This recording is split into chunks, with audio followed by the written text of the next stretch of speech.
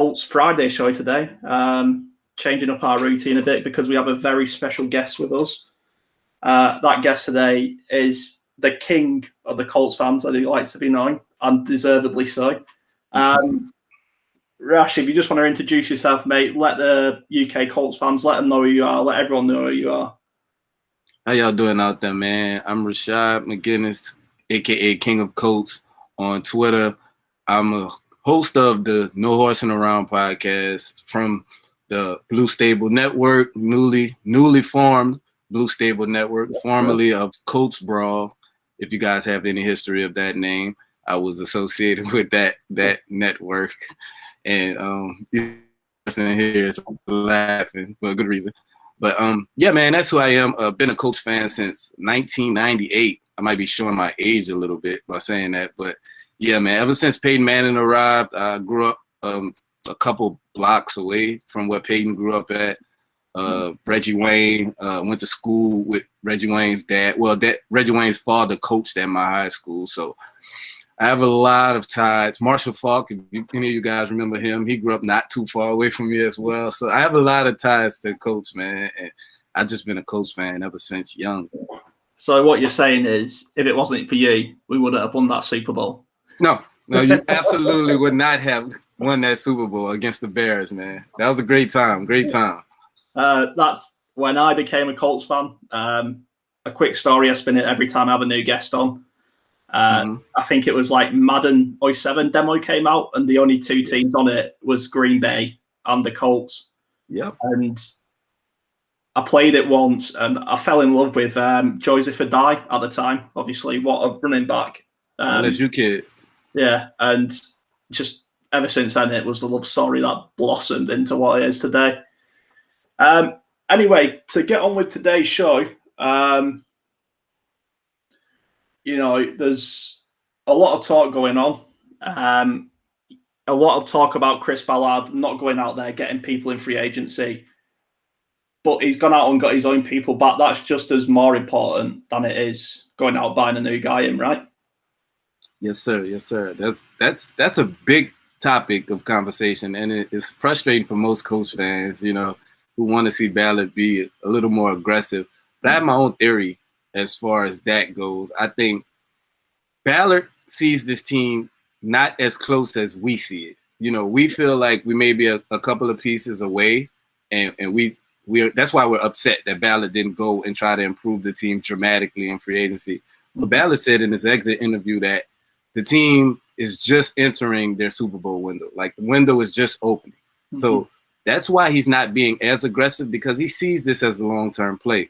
And he knows if he goes out there and be aggressive and make some of the wrong moves, that's going to set them back a lot. So he would much rather be patient, play the long game, continue to build through the draft, something that he's valued in the past. And you know how Ballard feels about them picks. So that's what I think his mindset is as far as free agency goes. Excellent. We have a viewer, Rashaad, saying that jersey looked clean. Rash, thank you, man. Show it off. Woof.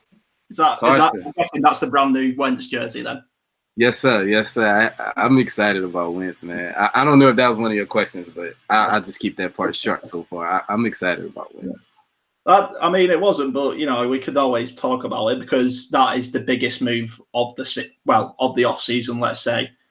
First of all, did you expect Phillip Rivers to retire after the way we went out? No, I didn't. I expected at least one more year from Phillip, and I actually thought this would be the year we go up and draft the guy that was eventually going to replace Rivers. But due to his unexpectedly retirement, we was just kind of. I think Ballard even was caught off guard by it. I thought he had one more year to kind of fix the quarterback position moving forward after Phillip. But I think once Phillip decided to retire, it kind of threw everything out of whack. And so, we landed Carson. Yeah. And I take it you would have been disappointed with the wild card game. I know I was. We didn't deserve to go out. It still hurts now.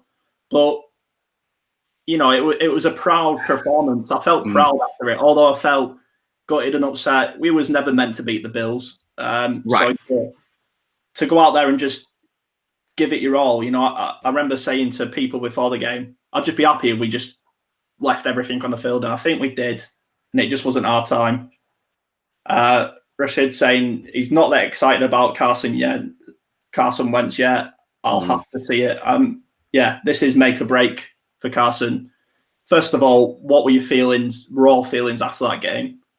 And second, why should Colts fans be excited about Carson? Well, that's a loaded question. And right after the game, I immediately felt I was upset. And I don't know why I allowed myself to get upset, because I said before that game, you know, Buffalo was a better team than us. You know, it was a better football team. We was going on the road. It's tough to play in Buffalo. And let's be honest here, Buffalo was a legit Super Bowl contender this season. And I didn't feel like we was that at all. I felt like we was a talented team, and at times, you know, we showed glimpses, but we didn't do it consistently enough throughout the season. But I was upset, man, because I found myself, as the game was going, I started to gain a little hope. You know, I was like, well, we're really playing good. Like, I started buying into it, and I know better, man, and I know better. But it's one of the situations where your heart takes over your mind, you know, and so you really start believing you have a chance to win. And due to a couple of key mistakes, man, the Kimoka Toure offsides, the 4th down with Michael Pittman barely missed, you know, catching that ball for a touchdown.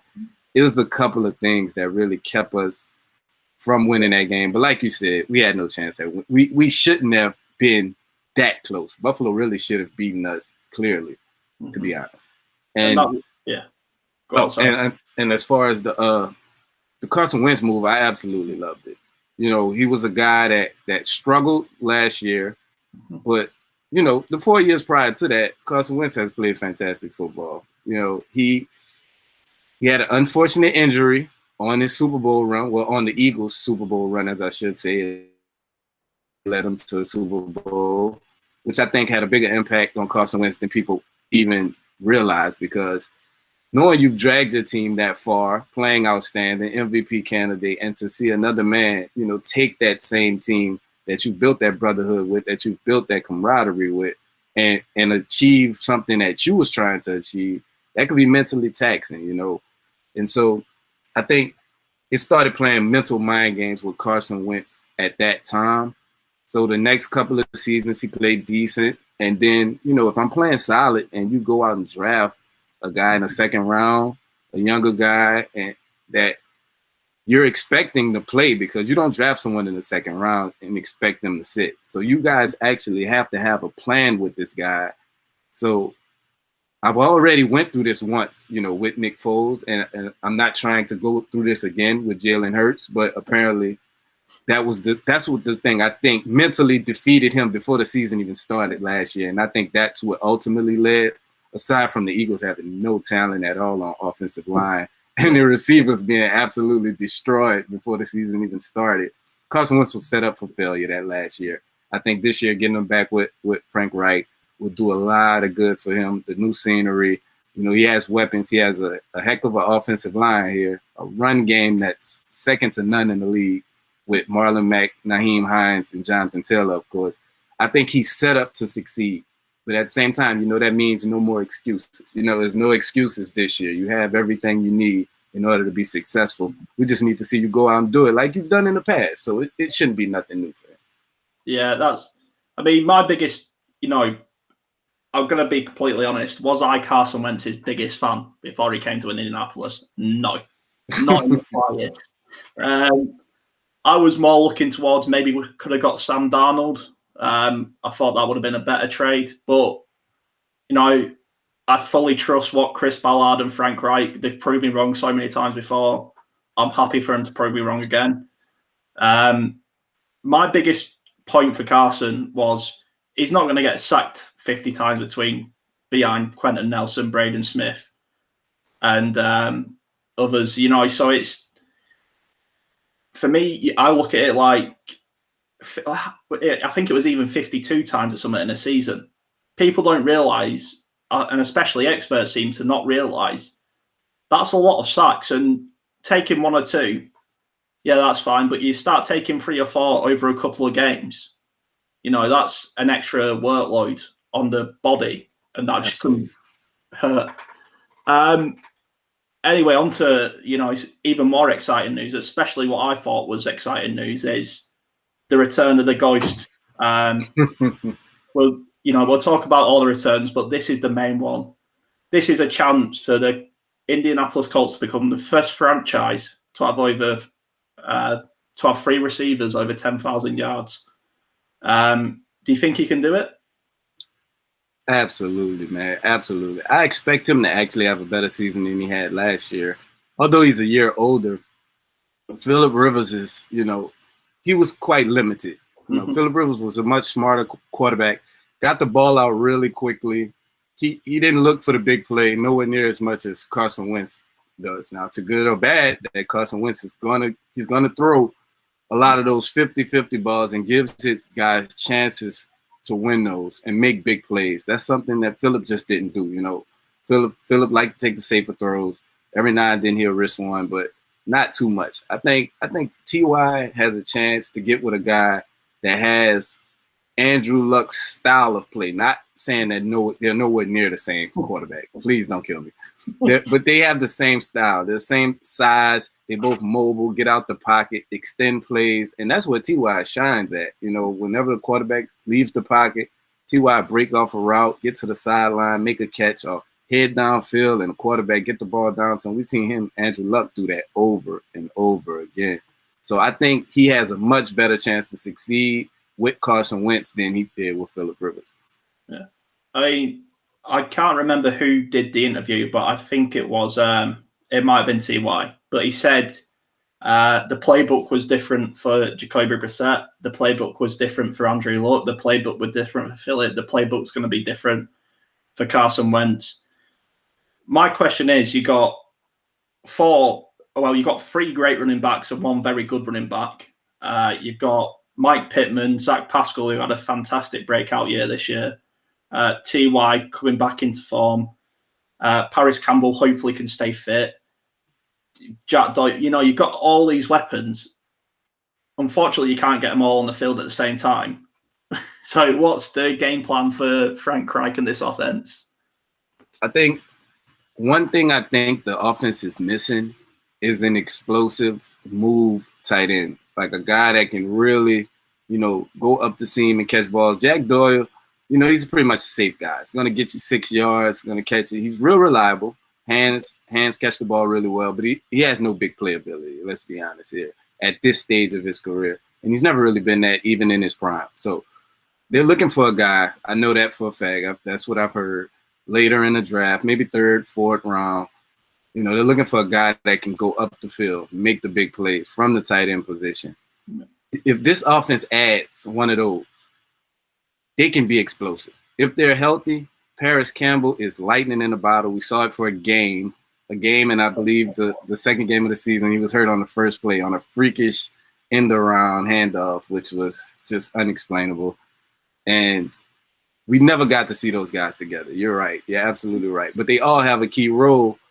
But for them to be exciting, they have to fit together. They have to play together in order for those guys to execute their roles. Once one of those guys go down, then you have to use somebody else in a different type of role. Now you need different people to fill in. And that's a good comment, Paul. Yeah. What about Big Mo? Mo is a guy that we saw flashes of greatness from him in the beginning of last season.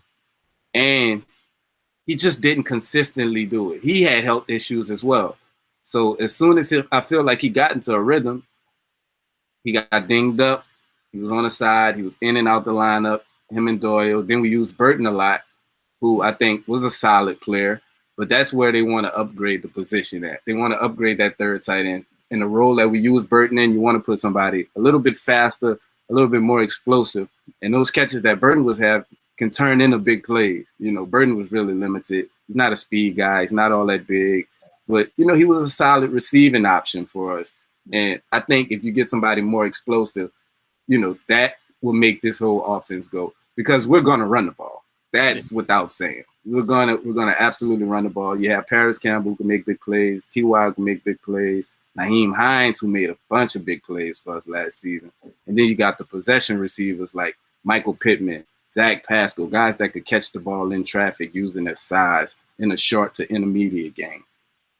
Couple of comments here from Mikey. I know Mikey, massive Colts fan. Wentz had a banged up oil line on the top of missing 2 Pro Bowlers. As long as the LT position gets sorted, it'll have chance to be successful. We'll address the left tackle position in a minute. And he also says, however, we need to run the ball. Yeah, Quentin Nelson framed it best. Run the damn ball. Exactly. Couldn't agree more. Every game, every quarter, when you've got, especially, I didn't expect this explosion from Jonathan Taylor. I don't think anybody did. No. Obviously, injury to Mac helped this explosion. That's a catch-22, however you want to look at it. It's good and bad. But we'll talk about the running room slightly, because it is a fantastic running back room. And it's not just 1 and 2, it's 3 and 4 as well. All great guys. Do you reckon we'll see a lot of 22 personnel? Yes, absolutely. Absolutely. That's why I know, especially with Mo, who's an excellent blocker. Jack Doyle is an excellent blocker. And I expect us to pound the ball because Carson Wentz is going to give an element that Phillip Rivers couldn't. We couldn't execute the play action. It was simply a non-factor in our game, unless it was coming out of a shotgun, of course.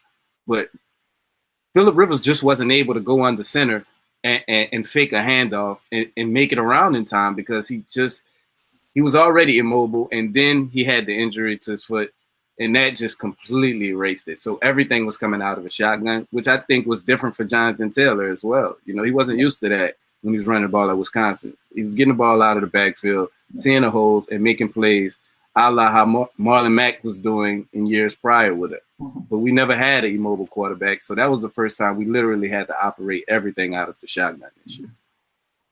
Yeah. Trade up for Pitts? No. I've heard the chat. Absolutely not. We don't have enough draft picks. That's actually why I wouldn't. Listen, I'm the biggest Kyle Pitts guy you will find. I think he's the best player in this draft, actually.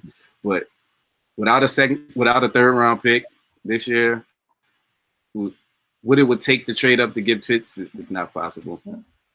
Nice to see you, Colton. It's nice to see everyone watching. It's good to have interaction. Yes, let's keep growing. I'm out here to prove the Colts are not a small market team. Exactly. That's what I keep getting told, but not anymore. We're growing. I see fans from the UK to obviously America to Japan, Mexico, everywhere. Colton's asking personal fade in our running back room. Yeah, Mike is just saying no capital to trade up. Okay. But yeah, your favorite running back at the minute. My favorite running back.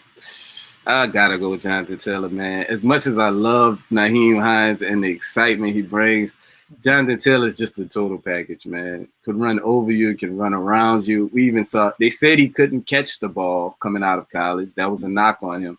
Caught the ball really well for us. Barely. He had a crucial drop. I think he had 2 drops, if I'm not mistaken, in a playoff game, and that really upset me.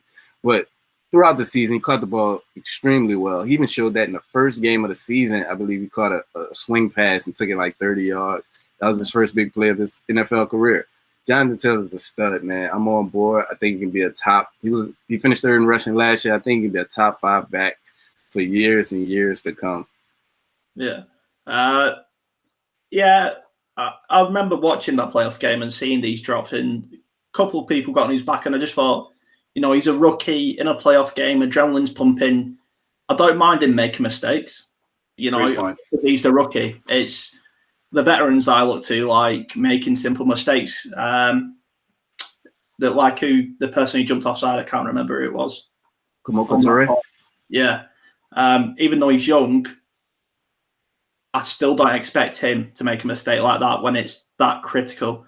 But anyway, I'd say mine at the minute, I love Jonathan Taylor, but I think Nyheim Hines and Colts fans, we love him, obviously, but the outside media needs to start putting some respect on his name. Just what a talent, just skill, speed, everything. And I think my favourite play of the season, It was like the little run to side, and then Philip Rivers lobbed it over, and then he took it for a touchdown, and it was fantastic. Yeah, that was the play. I think he did the backflip on. Yeah, it was on there. Mikey saying, I heard Taylor had a bunch of drops in whatever type of preseason camp. Wasn't really an issue. Yeah, exactly. Like we say, rookie, he can make them mistakes. Talking about the 21st pick, you said there's not enough trade capital to draft upwards or trade upwards to say. We know Chris Ballard likes drafting backwards. I hope he doesn't, because over here the draft's on at 4 o'clock in the morning or 3 o'clock in the morning. So I'll be pissed off if he drafts backwards again. Yeah, absolutely. But, what is he trading backwards, or is this the time he takes someone? Chris Ballard is, sorry to say this, Harrison, he's 1,000% trading back. I don't see him taking somebody at 21, only unless someone special he feels like falls to him at that spot. Then I think he'd do it. But I think he absolutely wants to trade back to recoup that pick that he gave up for Carson Wentz. I think if you trade back, and who knows, maybe he trades back to the end of the first, so you still get to see your pick that night. I wouldn't be mad at that. You can trade back to the end of the first or early second round, and then he'll pick up a extra second or extra third round pick, and then I think you'll see him attack what he wants to attack, which is mainly edge rusher and left tackle, which is the two biggest needs on his team still. Let's talk about other players that we brought back. The main one, especially on the big part of the defensive side of the ball, Xavier Rhodes. This was an important one.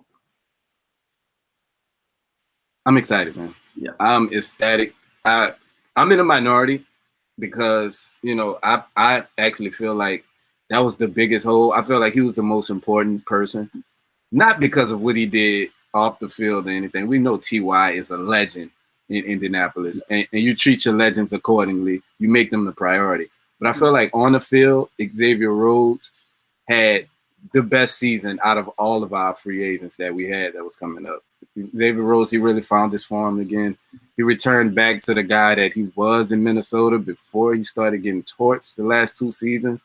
He was back to playing at an elite level, and I was extremely happy that Ballard got him for $6.5 million. I'm like, Jesus. I expected him to get at least $9 or $10 million when free agency opened, and I guess the market never really unfolded for him. Quickly, Colton saying, off topic, but do you all think this is Paris Campbell's year to not be injured? I mean, it needs to be. It needs to be for Paris Campbell's sake.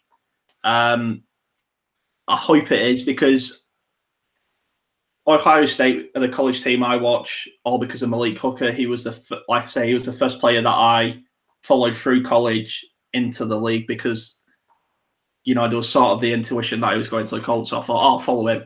And that's how I started watching Ohio. And he's a fantastic athlete and a gifted receiver. It's just, he needs to stay healthy. Whether that's, we hold him off for 2 or 3 games, let his body catch up, go light with him, and then start bringing him in and just protect him a bit, wrap him up in bubble wrap. But yeah,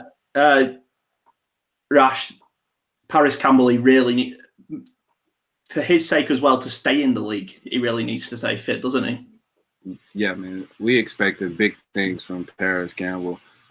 He showed signs of it, man. That first game of the season, Philip went to him a lot, and he was one of the guys that was supposed to benefit a lot. Coming into last season, I was saying, Philip Rivers, a quick rhythm quarterback, like to give you the ball early so you can make plays with the ball in your hands. And who was our best 2 guys for that? Paris Campbell, Nyheim Hines. Yeah. We saw Nyheim Hines benefit drastically from it. Mm-hmm. And we saw it from Paris Campbell for the first game of the season. Philip was going to him more than, I think he was targeted more than T.Y. and Michael Pittman that first game.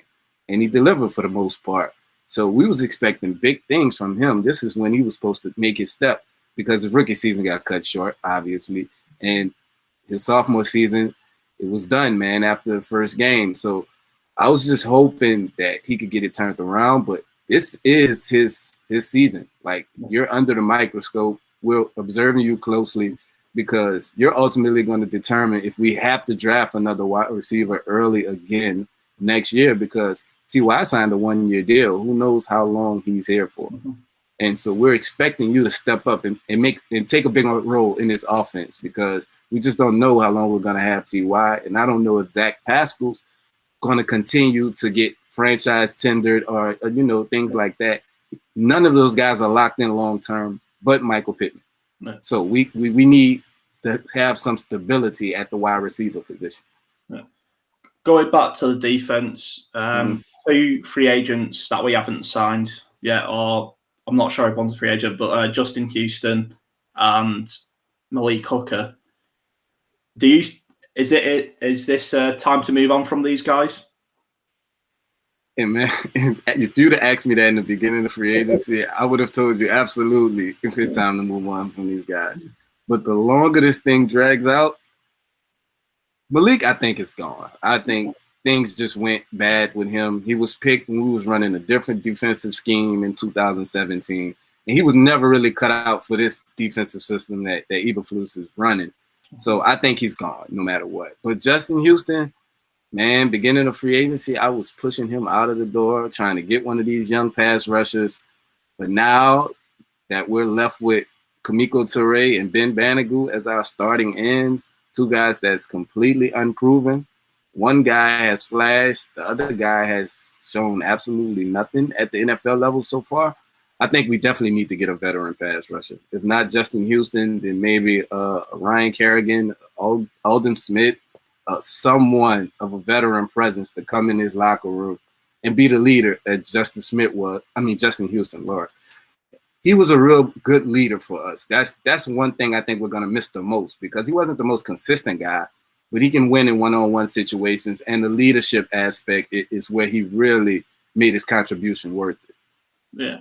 And we really need a guy to take away the spotlight from DeForest Buckner, because DeForest, he's a monster worth about 15 first-round picks. I say all the time.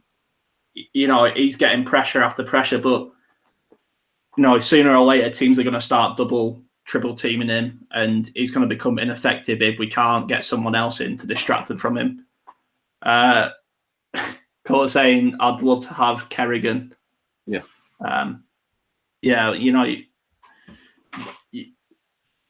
Would you take Justin Houston back in a more of a player coaching role? Yeah. I think that's what was the best role for him, and that's a great point, Harrison. More of a mentor to these young guys, because we have a ton of young guys. Ballard has spent 3 second-round picks, one on Toure, one on Banogu, one on Tyquan Lewis, a guy we don't mention. But he played a little better this season, and he showed some promise. But I think he's better rushing inside next to Buckner in passing situations. And I think we need some speed on the end, which is what Toure brings, which is why they're hoping to see him take that next step, because, man, he is explosive off the end. But, he just hasn't been healthy. And when he was healthy, he made kind of a bonehead play, in the playoff game, in a crucial moment. A play that actually Chris Ballard was really pivotal of, and he actually mentioned it in an interview after the season. So I knew that definitely affected him when he was saying we can't have our veterans, like you referred to earlier, making mistakes of that magnitude. Yeah. Tariq saying, I don't know, it's not showed the full comment there, but he's saying he can definitely be a mentor. 100%. You want that experience in the locker room, especially with such a young nucleus of a team coming through at the minute. That being said, sort of, a player who went away a bit quietly than I thought was Anthony Walker, who's found himself at Cleveland. Obviously, Darius speaks highly of Anthony Walker, who wasn't he was a pretty good linebacker. Mm-hmm. But do you think it was the right move to move on from this guy? Yeah, I think at the end of the day, Bobby Okereke took such a huge step up.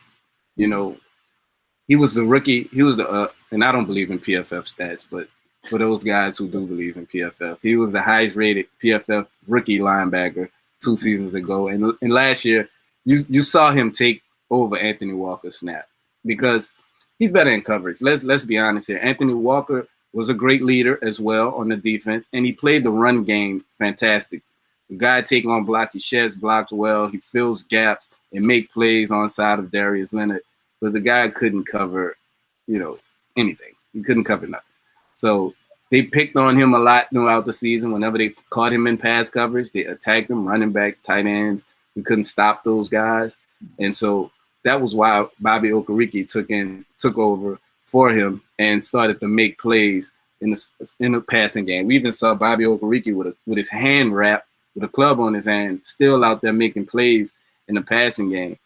And I think you can find a third linebacker to pretty much play in base defense. We so rarely use three linebackers anytime aside from first down.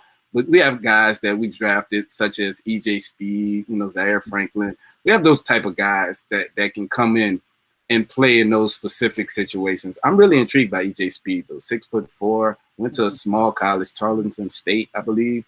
And 6'4", 230, 40 pounds, ran a really fast 40. And he's been sitting, man. And I'm sure he's ready for his chance to step in. So let's go ahead and throw the guy in and see if he can make some plays for us. Yes. A couple of questions from Colton. Well, one, I think whoever rushes next to Butner is going to have some success just because that monster is next. Yeah. Mm-hmm. It's like whoever you put next to Quentin Nelson is immediately going to be better. Exactly. Yeah. And who do you think is going to see more playing time?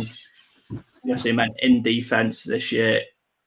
Rock Ya-Sin or I'm guessing Isaiah Rodgers. Big question, and people saying hello to you. I'm a big fan of Isaiah Rodgers. When we started this YouTube channel, I did a welcome the rookie videos, and so I studied a lot of tape of Rodgers, and wow, does he have some hit power and speed? Yeah. Jesus, like when he hits you, you know about it. Chris Ballard has come out and defended Rock Ya-Sin very openly and very publicly, saying he just got called on everything. It happens, second year sort of bump. But it's a next man up league, and Rock Ya-Sin's got to be looking over his shoulder. I agree with you, man. I agree with you. I'm not the biggest Ya-Sin guy. I do believe there's potential there. But my leash with Rock Ya-Sin is pretty short, man. Mm-hmm. The rookie season, he came out and he played terrible in the first half of the rookie season. He started showing signs the last 8 games of the rookie season. And then this last year, I was expecting him to make a jump. They obviously was expecting him to make a jump. I remember at the beginning of the season, they were in training camp, they were battling for who's going to be the number 1 corner out of Xavier Rhodes and Rock Ya-Sin. Yeah. It's safe to say Xavier Rhodes took that spot and never looked back. And Rock Ya-Sin has been terribly inconsistent.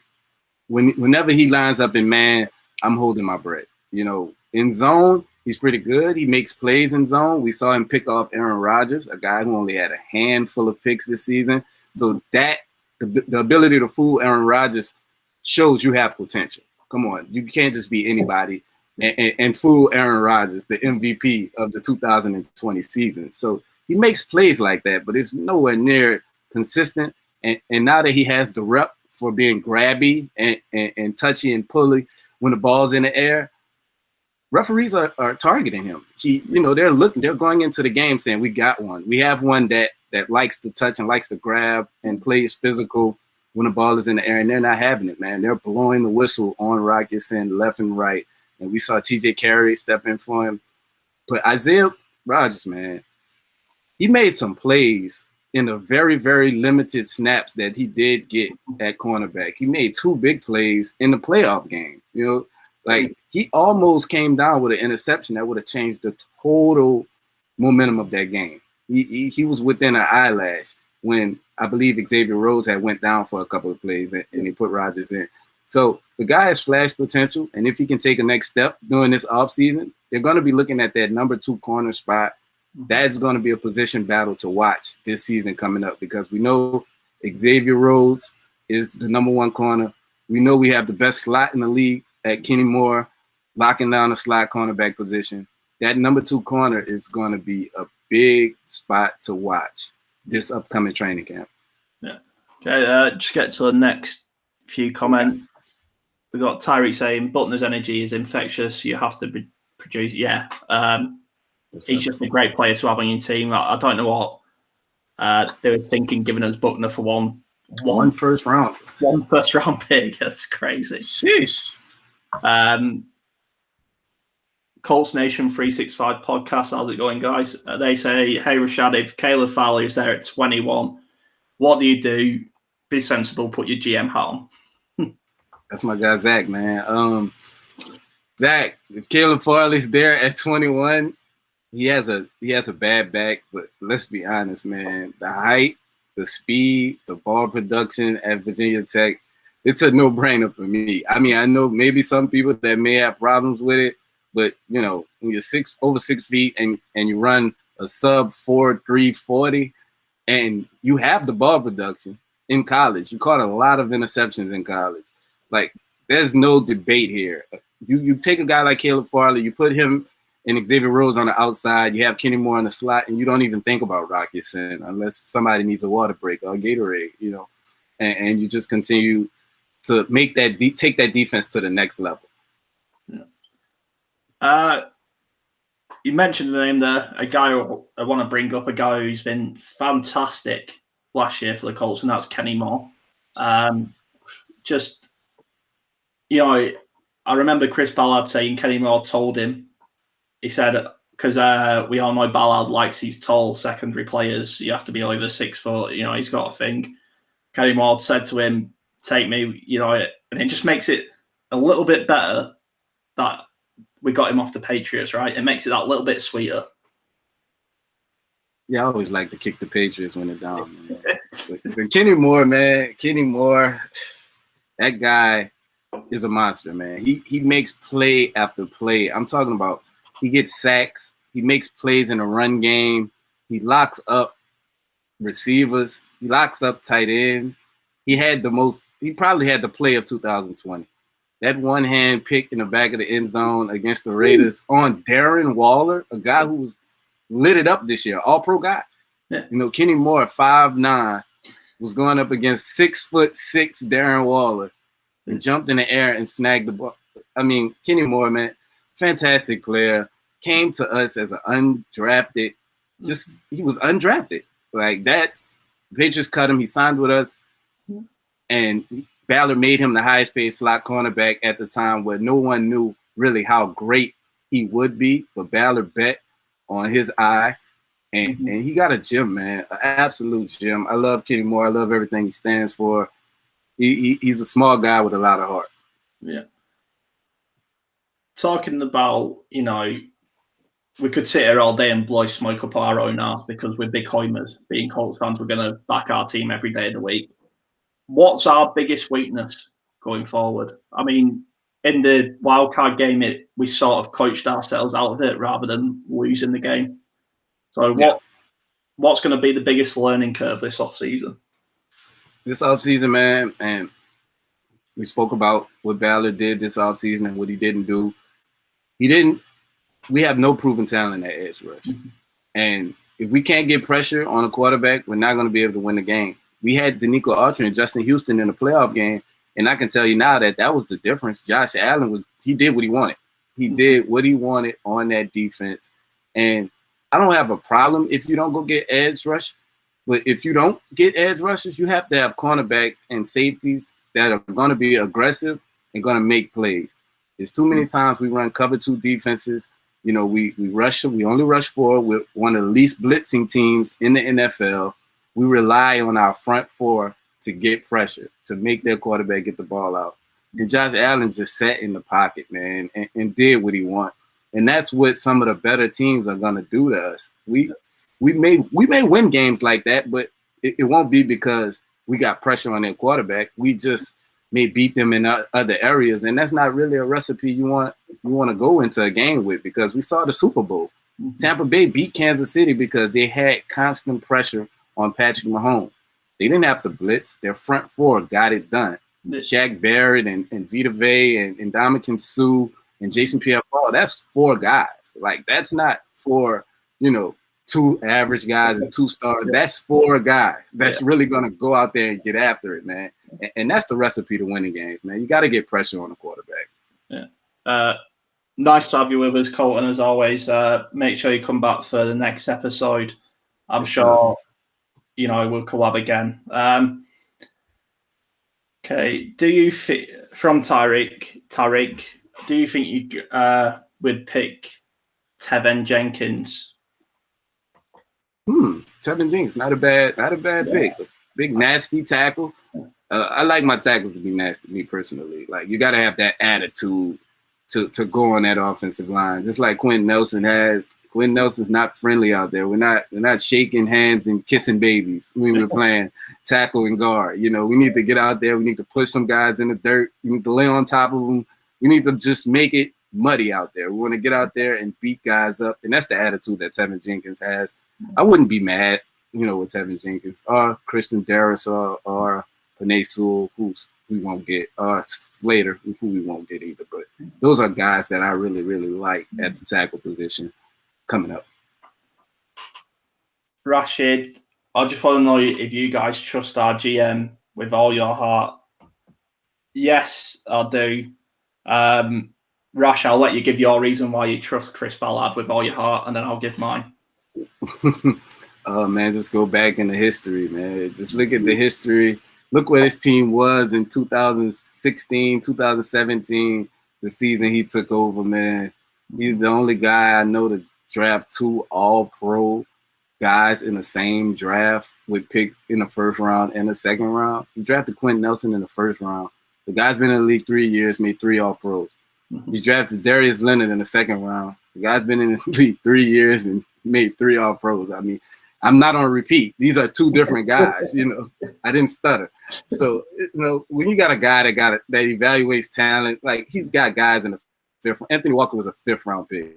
And a guy came in and instantly had 100+ tackles and was solid in the defense.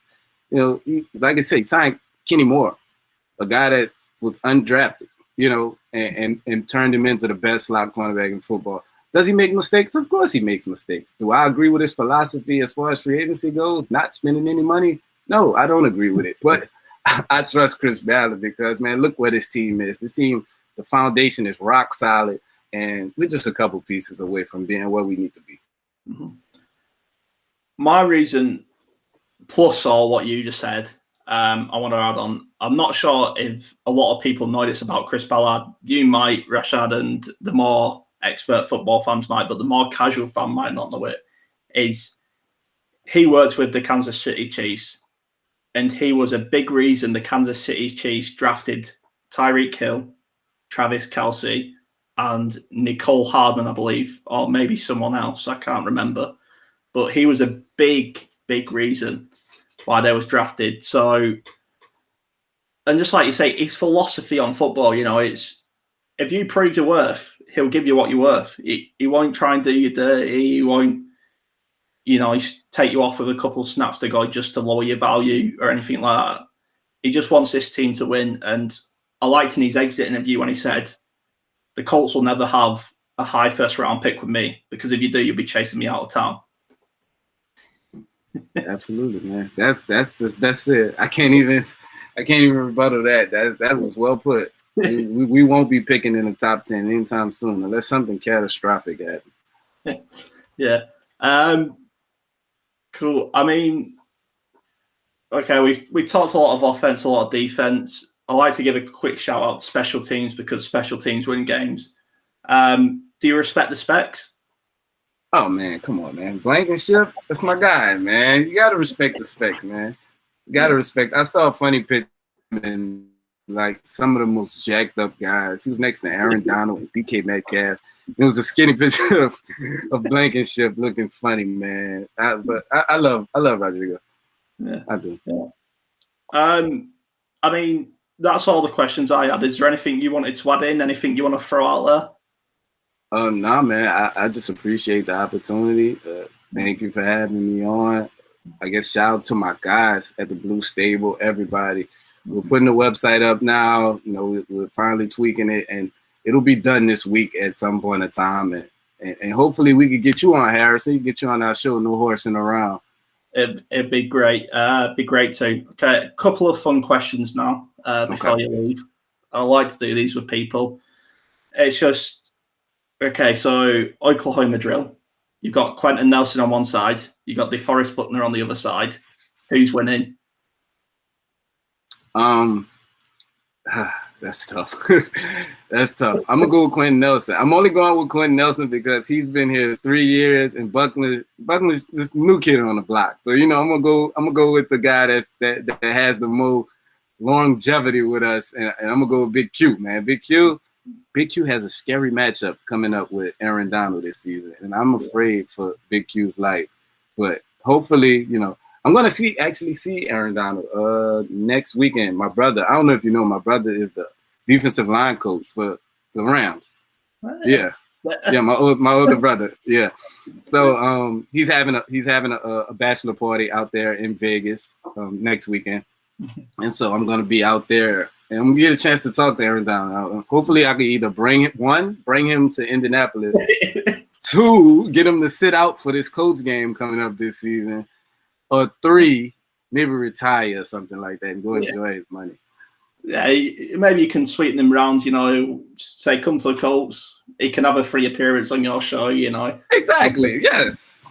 For free. Yeah. For free, man. Come play next to DeForest Buckner. Can you imagine DeForest Buckner and Aaron Donald? Yeah, Tyreek saying it'd take, I'm guessing he's saying it'd take DeForest in the Oklahoma. Yeah. One last question. The running back room, I mean, it's not really a question. It's just sort of a crazy belief that I've got. But imagine the Colts go 5 wide, and a 5 wide of Marlon Mack, Jonathan Taylor, Nyheim Hines, T.Y. Hilton, and Mike Pittman. I mean, call me crazy, but that could happen, right? Be an amazing, because you could do anything out of that. You could do several screens one way, another screen one way. You could go long, you could go short, you could even audible. Is there any crazy plays, maybe even a Philly special? Is there any crazy plays you see coming? Out that formation, what I would personally do is I would line Pittman up on the outside and T.Y. Hilton on the other outside. Mm-hmm. Immediately next to them, I would have Hines and I would have Mack. And I would have Jonathan Taylor the furthermost inside. Mm-hmm. I would motion Jonathan Taylor in the backfield, fake the handoff to him, and throw a screen probably to Nyheim Hines, who's lightning in the bottle, and just watch him go make a play. Simple as that. That would be awesome. I'm gonna get in touch with somebody and see if we could get that formation pulled in just for you, Harrison. Right. And my very, very, very last question is: T.Y. Hilton, is he going to get over 1,000 receiving yards in the NRG Stadium this year? T.Y. Hilton is going to have 2,000 yards because that stadium is T.Y. Hilton Stadium. It's not NRG. We're calling that's T.Y.'s second home, man. It's his home away from home. Man, he might as well get him some property in Houston because he owns them. And Houston looking terrible this year. It's not looking good for them, man. Not pretty down there. No, sir. I'm sure we'll find another show to discuss that on. Yes, sir. Anyway, Rash, thanks for joining me, King of the Colts. Just give us a shout. Well, give the fans a shout out who you are, what you do, and again the stable that's coming out. Yeah, man. Man, I just want to say thank you so much to United Kingdom. I've never been there. I'm actually hoping y'all are y'all getting the game this year? I hope so.